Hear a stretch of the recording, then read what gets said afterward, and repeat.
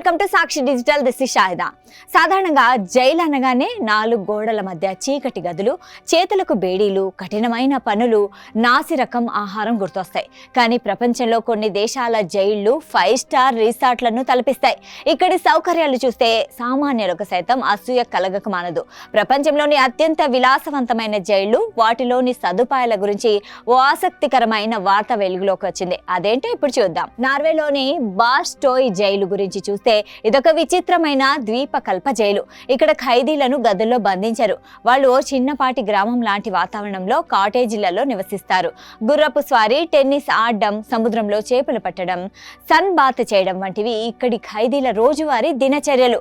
అలా ఏగో నార్వేలని holden jail కూడా ప్రపంచంలోని అత్యంత మానవీయమైన లగ్జరీ జైలుగా పేరుంది. ఇక్కడ ఖైదీలకు వ్యక్తిగత గదులుంటాయి. వాటిలో attached bathroom, flat screen TV, mini fridge ఉంటాయి.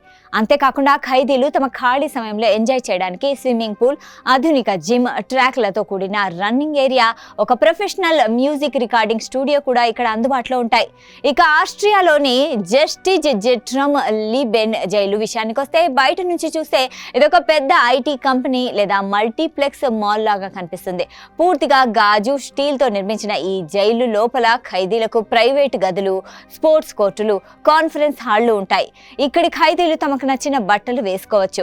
నచ్చిన ఆహారాన్ని వారే స్వయంగా వండుకునే వీలుంటుంది. ఖైదీలకు ఇన్ని ఆయిషారామ సౌకర్యాలు కల్పించడం వెనుక ఒక బలమైన సైన్స్, నసిక సిద్ధాంతం ఉంది. నార్వే వంటి స్కాండినేవిషియన్ దేశాలు పునరావాసం విధానాన్ని నమ్ముతాయి. నేరస్తులను హింసించడం వల్ల వారు మరింత క్రూరంగా మారతారని, అదే వారికి గౌరవప్రదమైన వాతావరణం కల్పిస్తే వారిలో పశ్చాత్తాపం కలిగి సమాజంలో మంచి పౌరులుగా ఎదుగుతారని ఈ దేశాల నమ్మకం. ఆశ్చర్యకరంగా ఈ దేశాల్లో జైలు నుంచి విడుదలయ్యాక మళ్లీ నేరాలు చేసే వారి శాతం ప్రపంచంలోనే అత్యంత తక్కువగా ఉండడం విశేషం.